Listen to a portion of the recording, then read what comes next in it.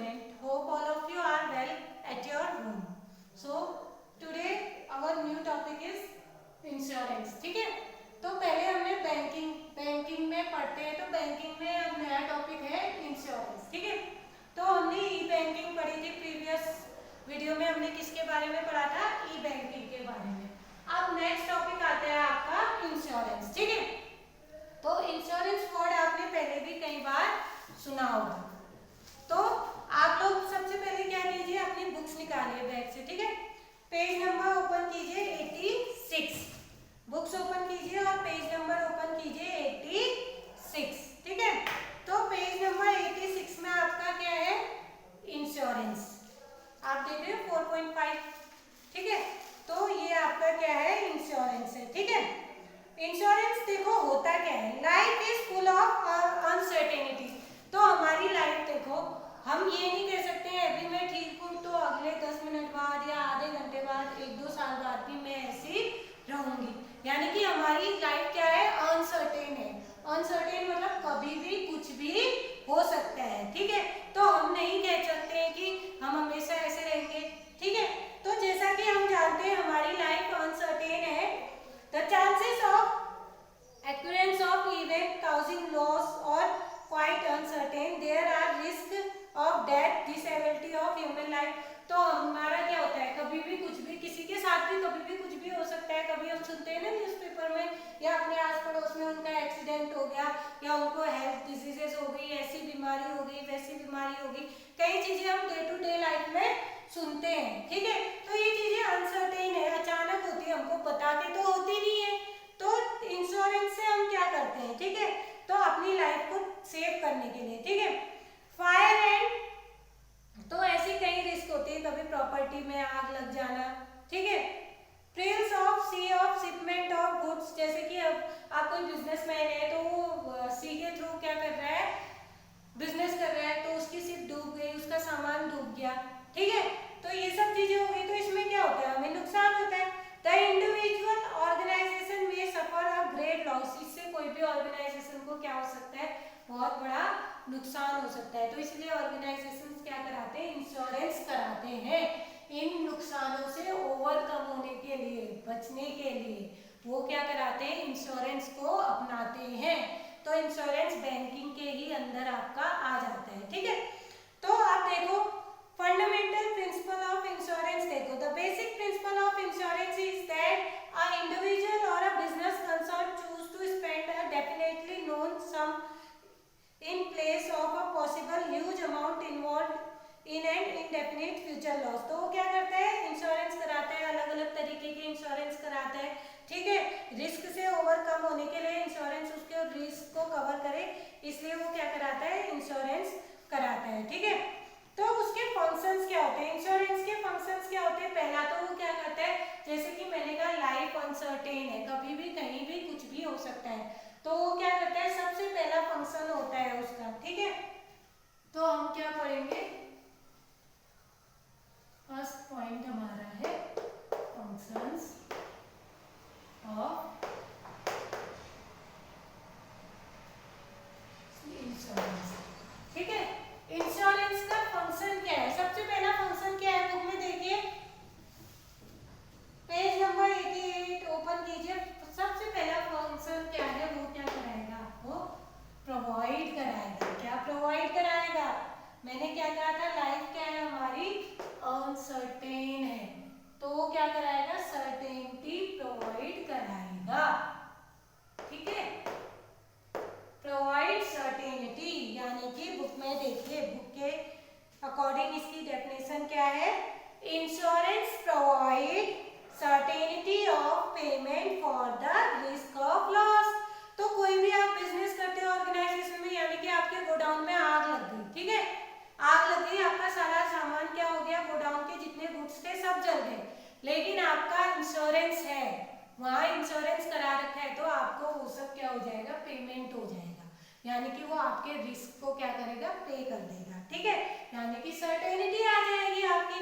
आपको नहीं पता, कभी भी कुछ हो सकता है, आपने लेकिन इंश्योरेंस कराया है तो आपको तसल्ली है कि हाँ मेरा जितना नुकसान होगा वो मुझे वापस मिल जाएगा. ठीक है, there are uncertainty and happening of time and amount of loss, तो कभी भी कुछ भी हो सकता है, हमें लॉस हो सकता है, ठीक है। Insurance remove this uncertainty and assume receive payment of loss, ठीक है। तो हमें क्या होता है, हमें पता है कि हाँ मैंने इंश्योरेंस कराया है, भगवान ना करे कभी कुछ गलत भी हो गया तो क्या होगा, मेरे को पेमेंट हो जाएगा। तो इसके लिए आपको क्या करना पड़ता है, इंश्योरेंस कराना पड़ता है और प्रीमियम में मनी उसको पेमेंट करते रहनी पड़ती है, ठीक है। The insurance charges premium for providing certainty, के लिए वो क्या करता है, कुछ अमाउंट आपका इंश्योरेंस के उसमें पे करता रहता है, ठीक है। नेक्स्ट होता है, इससे क्या मिलता है आपको, पहला तो सर्टेनिटी, आप प्रोटेक्शन भी तो मिल रही है ना, नहीं मिल रही है। अगर आपका कुछ ऑर्गेनाइजेशन में कुछ भी रिस्क हो रहा है, कुछ भी लॉस हो रहा है, तो वो रिकवर कर दे रहा है, यानी कि प्रोटेक्शन भी हो रही है, आपको प्रोटेक्शन मिल रहा है। कोई भी आपको लॉस हो रहा है तो वो आपका रिकवर हो रहा है इंश्योरेंस के थ्रू, यानी कि प्रोटेक्शन भी हुआ है, ठीक है।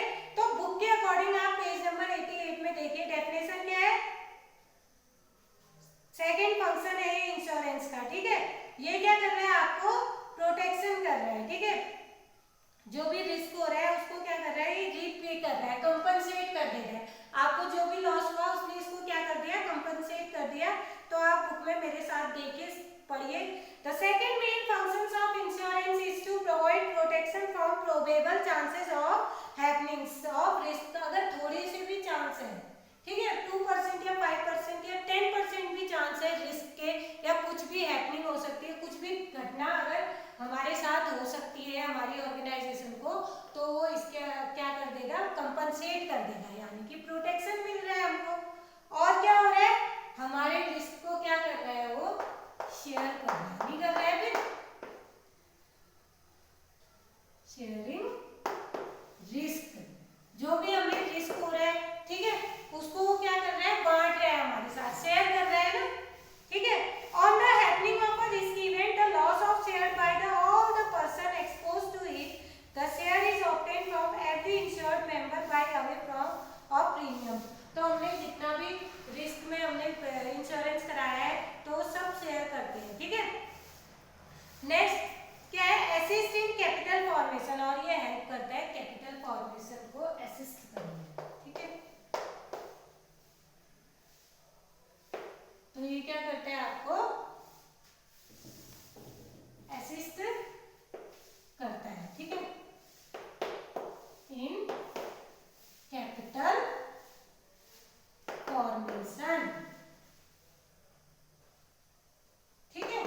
देखिए, the accumulated fund of the insurer received by way of premium payment made by the insured and invest in various income generating scheme। तो क्या करते हैं, कई तरीके के इंश्योरेंस कराते हैं, इंश्योरेंस कंप्लीट होने के बाद उनको वो अमाउंट मिलता है, यानी कि कैपिटल फॉर्मेशन में भी उससे हेल्प हो रही है, ठीक है। तो ये क्या थे, फंक्शंस ऑफ इंश्योरेंस। नेक्स्ट देखेंगे हम प्रिंसिपल ऑफ इंश्योरेंस क्या होता है, द सिद्धांत क्या होते हैं उनके। The principle of insurance are the rules and action conduct adopted the stakeholder, जो भी रूल्स और एक्शन कंडक्ट करते हैं उसको अडॉप्ट करते हैं, ठीक है, इन्वॉल्व इन इंश्योरेंस बिजनेस में जो इन्वॉल्व होते हैं, ठीक है। तो इसमें सबसे फर्स्ट पॉइंट क्या होता है, अटमोस्ट गुड फेथ, ठीक है।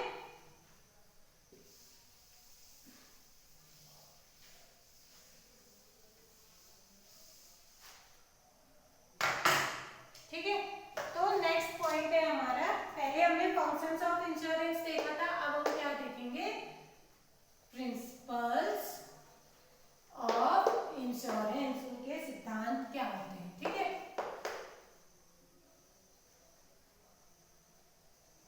इसमें सबसे पहला पॉइंट क्या है आपका, अटमोस्ट गुड फेथ, ठीक है। अब गुड फेथ तो मतलब समझते ही हो ना आप बेटा, ठीक है। क्या होता है, a contract of insurance is a contract of, ठीक है, एक इंश्योरेंस आप कराते हो तो आपका एक कॉन्ट्रैक्ट होता है, contract found utmost good faith, यानी कि आपने एक कॉन्ट्रैक्ट बनाया, आप इंश्योरेंस कराते हो तो तो आपको कुछ डॉक्यूमेंट्स दिए जाते हैं, ठीक है, आपके पास भी कुछ डॉक्यूमेंट्स होते हैं जिससे कि आपका एक प्रूफ होता है कि हाँ आपका इंश्योरेंस है, ठीक है। Both the insurer and insured should display a good faith towards each other in regard to contract. तो कॉन्ट्रैक्ट के अकॉर्डिंग, जो भी उनके बीच कॉन्ट्रैक्ट है उसके अकॉर्डिंग उनको एक दूसरे पे क्या करना चाहिए, भरोसा करना चाहिए या एक दूसरे के भरोसे को बनाए रखना चाहिए। It is a duty of insured to voluntary make a full and accurate disclosure of all fact. तो इंश्योर्ड जो इंश्योरेंस कराता है उसकी ड्यूटी है कि वो क्या करे, पूरी डिटेल आपको दे, सारे फैक्ट बताए आपको, ठीक है। Material to risk being propose, तो जिन जिन मटेरियल के ऊपर अगर रिस्क है तो उसका उनको knowledge they. The insurance make a clear all the terms and, सारी टर्म्स एंड कंडीशन उनको कॉन्ट्रैक्ट में अच्छे से बताए, ठीक है। Thus, it is a binding on the proposer to disclosure a material fact about subject matter of proposed insurance। जिस बारे में भी उन्होंने इंश्योरेंस कराया है तो उनको उसकी पूरी नॉलेज दे, यानी कि वो एक दूसरे को भरोसे को बनाए रखे। नेक्स्ट पॉइंट आता है आपका इसमें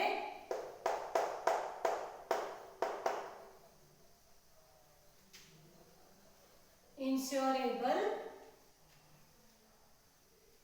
इंटरेस्ट, ठीक है। नेक्स्ट पॉइंट है आपका इंश्योरेबल इंटरेस्ट क्या होता है, देखो, the insured must have a insurable interest in the subject matter of insurance. तो उसका इंटरेस्ट होना चाहिए। One fundamental fact of the principle is that it is not the house, ship, machinery, potential liability of life that is insured, but it is the pecuniary interest of insured them when it is insured. Insurable interest means some pecuniary interest in the subject. Insured must have interest. The insured must have interest in the prevention of the thing of life insurance. तो उसको क्या होना चाहिए, insurable का interest भी होना चाहिए उस चीज में, ठीक है। नेक्स्ट आता है आपका इंडिमेनिटी। इसमें क्या होता है, all insurance contract of fire marine, यानी कि जितने भी इंश्योरेंस है जैसे कि आग से रिलेटेड है या मरीन मतलब डूबने से, ठीक है, उसमें क्या होगा आपका are the contract of indemnity, तो वो कॉन्ट्रैक्ट होंगे। अकॉर्डिंग टू इट, इसके according all the insurer undertake to put the insured it is event of loss in the same position that occupied immediately before happening of the event insured against। तो जितने भी आपके item है इसमें उनका insurance होना जरूरी होता है, ठीक है। In other word, insurance undertake the compensate of insured of loss of cost him और him due to damage of disconstruction of the property insured. तो जितना भी उसका डैमेज है वो उसको कंपनसेट तभी कर पाएगा जबकि उसका हर चीज का इंश्योरेंस होगा, ठीक है, तभी वो उसको कंपनसेट कर पाएगा, ठीक है। नेक्स्ट होता है आपका proximate cause. According to the principle and insurance policy is designed to provide a compensation only for such losses. तो कुछ ही लॉसेस के लिए वो क्या करती है, कंपनसेट करती है। Which are stated in the policy, जो भी आप पॉलिसी कराते हो, इंश्योरेंस कराते हो तो पॉलिसी में आपको रिटर्न में दिया जाता है। More causes, proximate causes means direct the most dominate and most effective causes loss of natural consequences. तो जैसे कि नेचुरल कॉन्सिक्वेंसेस की वजह से जो होते हैं, ठीक है, जैसे आग लग जाना या डूब जाना या क्या होता है आग लगना, डूबना या भूकंप आना, तो वो नेचुरल होनी चाहिए। ये नहीं कि आप खुद आग लगा रहे हो फिर कह रहे हो हमें पे करो, तो ऐसा नहीं होता है, ठीक है।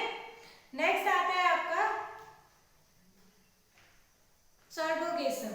It is refers to the right of insurer to stand in the place of the insured. तो ये इंश्योरेंस का राइट है कि वो इंश्योर्ड की प्लेस पे स्टैंड करे आफ्टर सेटलमेंट ऑफ क्लेम। सब क्लेम करने के बाद as far as right to ensure the respect of recovery from the alternative source of involved, ठीक है।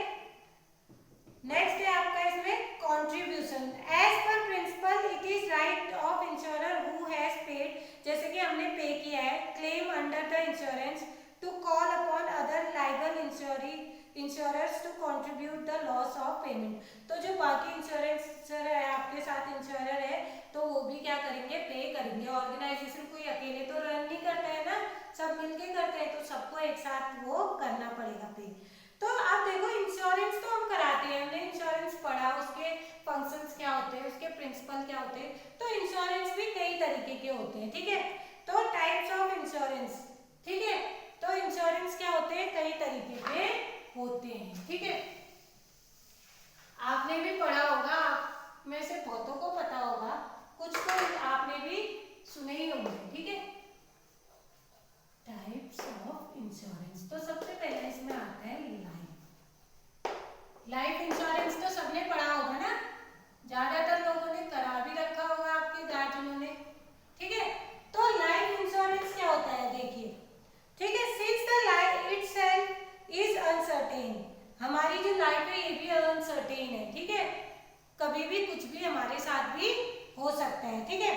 All the individual try to assure themselves in the certain sum of money, तो हम क्या करते हैं, अपना कुछ इंश्योरेंस कराते हैं कि इन फ्यूचर अगर मुझे कुछ हो गया है, मुझे कोई प्रॉब्लम हो गई, कोई डिजीज हो गई, तो अगर मेरे पास उस टाइम कैश नहीं होगा, तो हम क्या कराते हैं, एक अपना इंश्योरेंस कराते हैं। अगर मुझे कुछ हो गया तो मेरे बाद मेरे पीछे जो है उनको कुछ अमाउंट मिल जाए, या मेरे को कोई डिजीज है तो इंश्योरेंस के थ्रू मैं अपना इलाज करा पाऊँ। तो इसके लिए हम क्या करते हैं, लाइफ इंश्योरेंस कराते हैं। द रिस्क में be an event uncertain that is death, या कोई बीमारी हो गई, तो ये सब हमें क्या करना पड़ता है। तो हम लोग क्या करते हैं, हमारी लाइफ भी अनप्रिडिक्टेबल है, कभी भी कुछ हो सकता है, तो हम क्या कराते हैं, लाइफ इंश्योरेंस कराते हैं, ठीक है। तो types of life insurance policies, तो कई टाइप की लाइफ इंश्योरेंस पॉलिसीज होती है, ठीक है। जैसे कि होल लाइफ पॉलिसी, पूरी लाइफ के लिए, ठीक है, होल लाइफ पॉलिसी, ठीक है। तो हम क्या है, होल लाइफ पॉलिसी होती है। इसमें क्या होता है, देखिए पेज नंबर ओपन कीजिए 92, ठीक है। In this kind of policy, the amount of payable insured will be not paid before the death of a assured.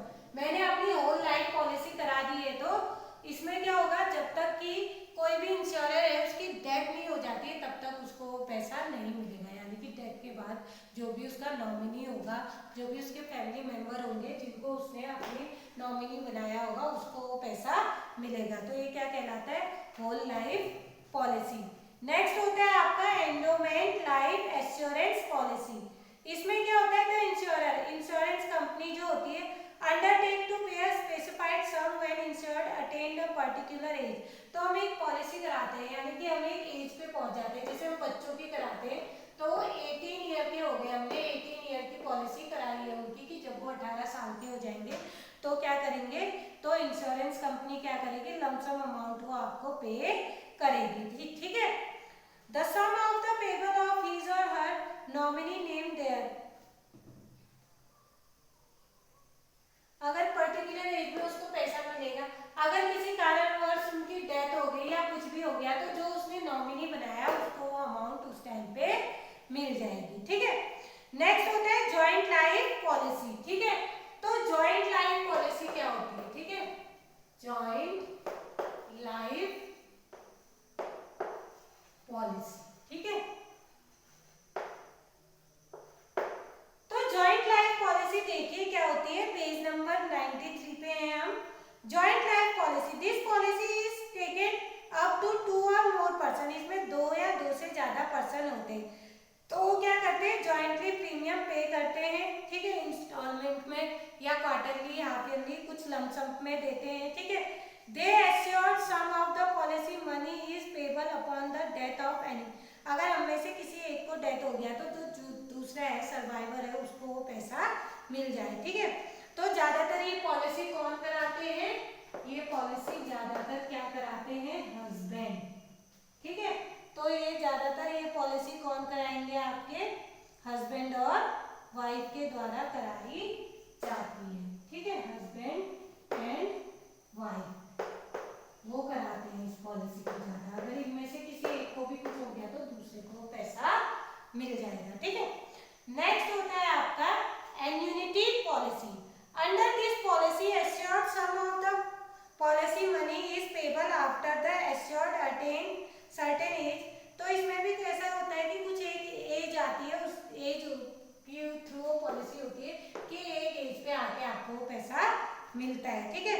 Monthly या क्वार्टरली या हाफ ईयरली प्रीमियम आप मंथली देते हैं इसके लिए या क्वार्टरली देते हैं या हाफ ईयरली, यानी कि 4 महीने में, हर महीने या छठे महीने में आप इसको प्रीमियम पे करते हैं, ठीक है। और एक पीरियड, एक टाइम एज के बाद आपको ये मिल जाता है ये पैसा, ठीक है। नेक्स्ट होता है चिल्ड्रंस एंडोमेंट पॉलिसी।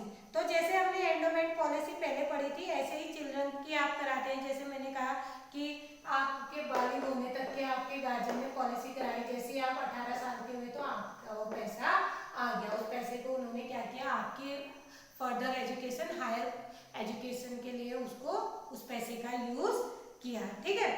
तो ये तो लाइफ पॉलिसी थी। उसके बाद नेक्स्ट पॉलिसी क्या होती है, फायर पॉलिसी। सुना है ना, आग लग जाना, न्यूज में भी सुनते हो, आज इस गोडाउन को आग लगाया, कहीं भी लग गई आग कंपनी को, तो नेक्स्ट होती है आपकी फायर पॉलिसी, ठीक है।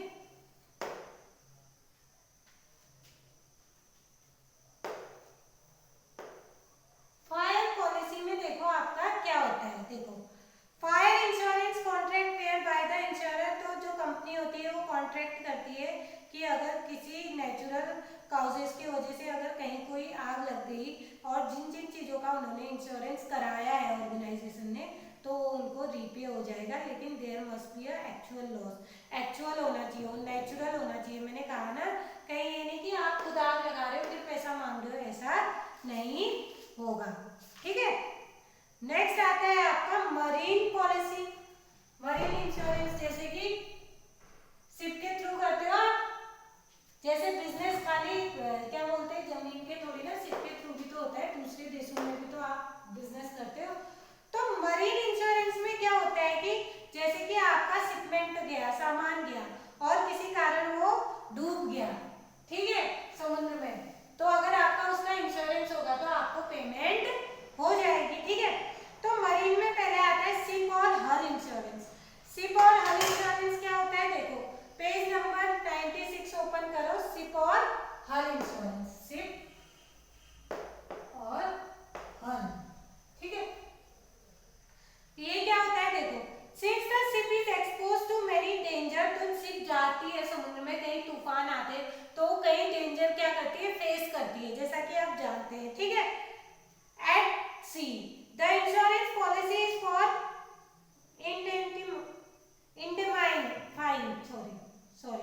The insured of loss of cost by damage of ship. अगर शिप को कोई डैमेज होता है तो उसको रीपे करते हैं इस इंश्योरेंस में। आप शिप को अगर कोई डैमेज हो गया तो इसके लिए आप इंश्योरेंस कराते हैं। नेक्स्ट होता है कार्गो इंश्योरेंस। कार्गो क्या होता है, जो भी आपका सामान जाता है, ठीक है।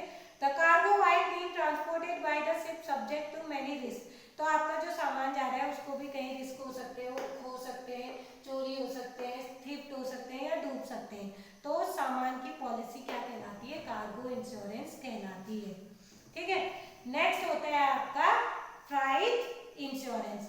It is if the cargo does not reach the destination, यानी कि आपका सामान जहां आपने भेजना है वहां नहीं पहुंचा है, ठीक है, किसी कारण उसका डैमेज हो गया, लॉस हो गया, shipping company is not paid freight charges, तो फ्राइट इंश्योरेंस इज तो वो क्या करेगी, जो फ्राइट इंश्योरेंस हम कराते हैं वो उसको रीपे करेगी। आपको मैंने ये 11th क्लास में भी पढ़ाया था कि जब भी आप सामान भेजते हो शिपमेंट के थ्रू, आप बिजनेस ट्रांसपोर्ट करते हो, तो आपको क्या क्या चीज़ें डॉक्यूमेंट उसमें फिलअप करने होते हैं। तो उसमें से एक ये भी आता है आपका फ्राइट एंड इंश्योरेंस, यानी कि वहाँ पहुँच के अगर आपके सामान में कोई डैमेज हुआ है तो वो पे करेगी।